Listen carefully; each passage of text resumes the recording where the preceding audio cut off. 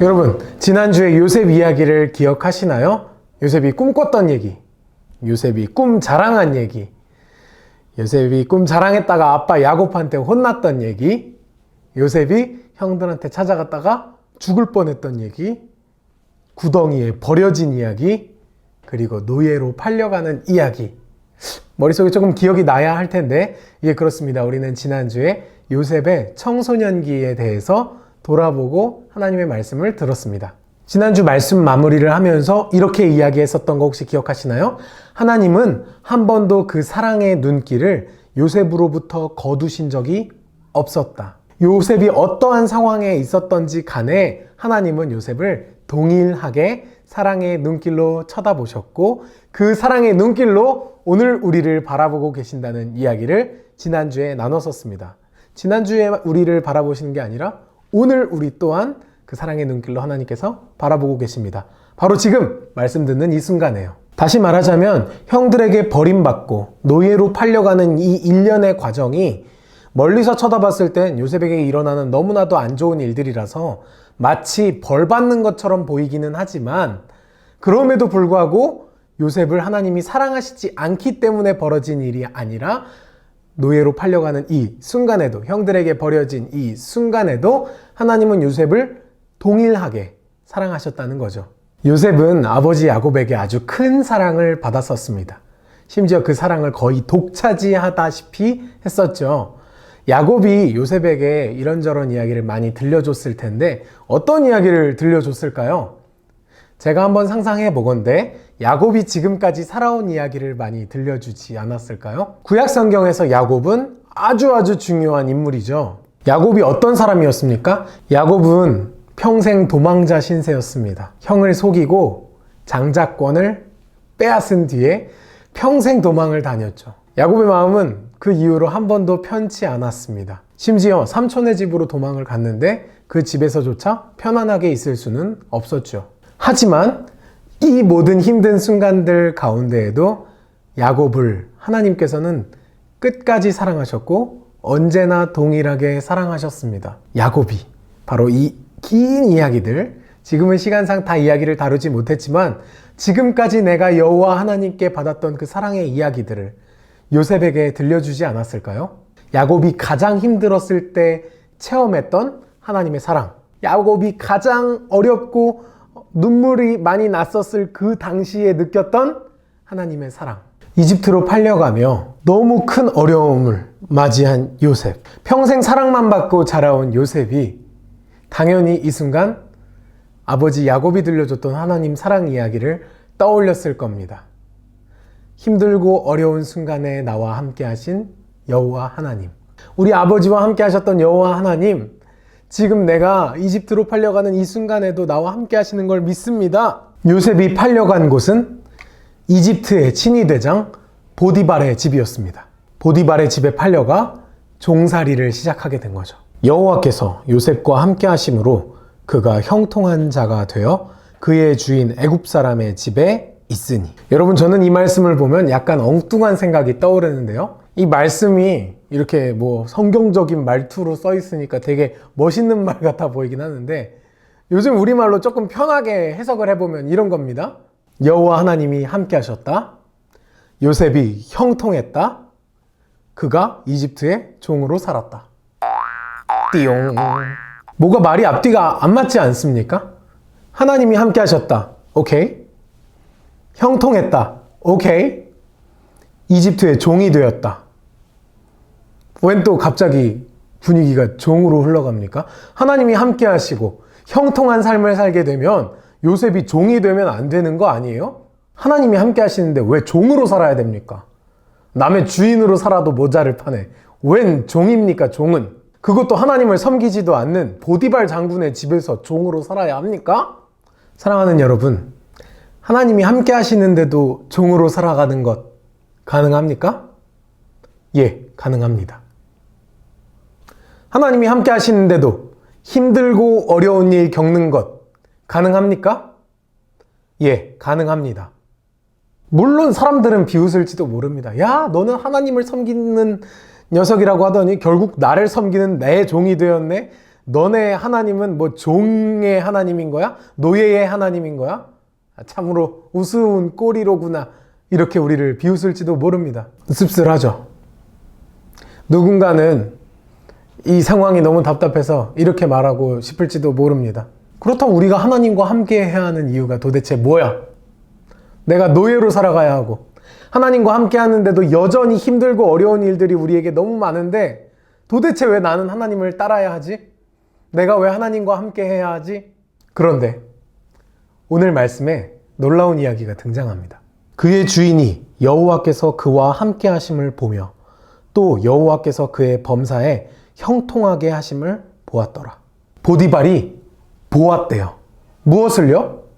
여호와 하나님께서 요셉과 함께 하심을, 그리고 그 요셉을 형통하게 하심을 보디발이 보았대요. 보디발이. 여러분, 보디발은 이집트 사람이었습니다. 이집트 사람이 도대체 그 노예, 종 요셉이 여호와 하나님과 함께하고 있는지 안 함께하고 있는지 어떻게 알 수 있었을까요? 도대체 뭘 본 걸까요? 이집트 사람이 이스라엘의 여호와 하나님을 인정하고 여호와 하나님과 함께하는 요셉을 리스펙 할 수밖에 없었던 이유가 뭐였을까요? 오늘 우리는 이 질문에 대답을 해야만 합니다. 그래야 우리가 힘들고 어려운 상황 속에서도 더 나아질 수 없고 내가 여전히 노예처럼 종처럼 살아가고 내 앞에는 너무나도 어렵고 눈물 나는 일들이 많음에도 불구하고 하나님을 붙들 수 있는 이유, 그거를 오늘 우리가 말씀에서 찾아야 하니까요. 여러분, 주변 사람들이 보기에 요셉의 주인은 누구였을까요? 물론 보디발입니다. 보디발이 노예 상인들에게 돈을 주고 요셉을 샀으니까요. 요셉은 보디발의 소유였습니다. 하지만 요셉은 알고 있었습니다. 자신이 오직 여호와 하나님의 소유라는 것을. 평생 사랑만 받고 살다가 하루아침에 노예가 되어서 최악의 상황에 빠졌는데도 요셉은 여전히 기억하고 있습니다. 나는 오직 하나님의 것이다. 여러분, 보디발이 본 게 바로 이거였습니다. 억울하고 힘들고 눈물 나는 그 순간에도 여호와 하나님을 끝까지 붙들고 있는 모습. 요셉은 자신이 여호와 하나님의 사람이라는 것을 잊지 않았습니다. 그는 결코 상황을 탓하지 않았습니다. 그리고 보디발을 섬기는 일에도 최선을 다했습니다. 그는 성실한 사람이었습니다. 요셉이 어떻게 보디발의 집에서 성실하게 일할 수 있었을까요? 맞을까봐? 무서워서? 보디발 주인님께 혼날까봐? 아닐 겁니다. 요셉은 언제나 자기 자신이 하나님 앞에, 여호와 하나님 앞에 있다는 사실을 잊지 않았기 때문일 겁니다. 요셉이 진정으로 사랑하고 요셉이 진정으로 두려워했던 것은 보디발도 아니고 자신들을 버린 형들도 아니고 자신들을 팔아넘긴 노예 상인들도 아니었습니다. 그가 진정으로 사랑하고 두려워했던 분은 오직 한 분, 여호와 하나님이셨습니다. 이런 요셉에게 최악의 일이 벌어집니다. 바로 보디발의 아내가 요셉을 유혹한 사건입니다. 물론 요셉은 그 유혹에 넘어갔을까요? 안 넘어갔을까요? 넘어가지 않았죠. 근데 한번 상상해 봅시다. 만약 요셉이 그 유혹에 넘어갔다면 살아남았을까요? 아니요. 보디발 장군의 칼에 그냥 그 자리에서 즉사했을 것입니다. 그럼 반대로 유혹에 안 넘어가서 해피엔딩이 되었나요? 아니요. 보디발의 아내가 누명을 뒤집어 씌우고 요셉은 결국 감옥에 갇히게 됩니다. 얼마나 억울합니까, 여러분? 요셉은 그런 적이 없는데. 이러지도 못하고 저러지도 못하는 이 요셉의 상황을 우리 사자성어로 표현하자면 이렇게 말할 수 있을 겁니다. 사면초가. 사면초가. 도망갈 길도 없고 살아남을 길도 없습니다. 사방이 다 막힌 거예요. 동서남북이 다 막힌 겁니다. 요셉은 그 유혹에 넘어가도 죽는 거고 안 넘어가도 죽는 겁니다. 요셉이 할 수 있는 거라곤 그저 하나님 앞에 죄를 짓지 않는 것, 그것 하나뿐이었습니다. 다시 말하자면 사방이 막힌 이 상황에서 요셉은 위를 올려다본 겁니다. 동서남북이 막혀 있지만 하늘은 열려 있으니까요. 나의 여호와 하나님께서 나를 바라보고 계시고 나의 여호와 하나님과 나는 지금 함께한다. 그 사실 하나로 이 모든 것을 요셉은 이겨낼 수 있었습니다. 아버지 야곱과 언제나 함께 하셨던 그 여호와 하나님께서 지금 나와 함께하고 계시다는 그 사실을 굳게 믿었고 잊지 않았습니다. 여러분, 하나님께서 저와 여러분과 함께 하신다는 사실은 영원히 변치 않는 진리입니다. 그런데 문제는 뭐냐면 우리와 언제나 함께 하시는 그 여호와 하나님을 우리가 잊고 살아갈 때가 있다는 것이죠. 여러분, 우리는 언제나 기억하고 잊지 말아야 됩니다. 여호와 하나님께서 언제나 우리를 사랑하고 계시다는 사실, 여호와 하나님께서 언제나 우리와 동행하고 계시다는 사실을 기억하고 잊지 않아야 합니다.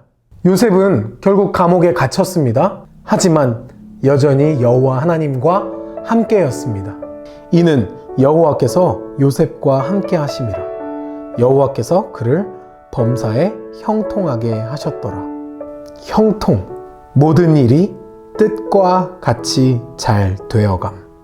하지만 하나님의 사람의 형통, 요셉의 형통과는 거리가 좀 있죠. 사람의 뜻으로는 노예로 살기도 싫고 팔려 다니기도 싫고 억울한 누명을 쓰기도 싫고 감옥에도 가기가 싫은데 말이죠. 하지만 하나님의 사람의 형통을 다시 정의하자면 이렇습니다. 모든 일이 뜻과 같이 잘 되어감이 아니라 모든 일이 하나님의 뜻과 같이 되어감. 그게 형통입니다. 사랑하는 예배자 여러분, 부디 형통하시길 빕니다. 하는 일 잘 되십시오. 행복하십시오. 웃는 일만 넘치십시오. 꽃길만 걸어가십시오. 그러면 좋겠죠. 그런데 하나님의 사람의 형통, 하나님이 여러분에게 보여주시는 그 뜻대로 걸어가는 그 형통의 삶을 살아가시길 축복합니다. 때론 우리 생각과 다를지라도, 때론 억울할지라도 여호와 하나님께서 이 순간에도 나와 함께 하신다는 사실을 잊지 않고 그 믿음 붙들고 걸어가는 저와 여러분이 되시길 주님의 이름으로 축복합니다.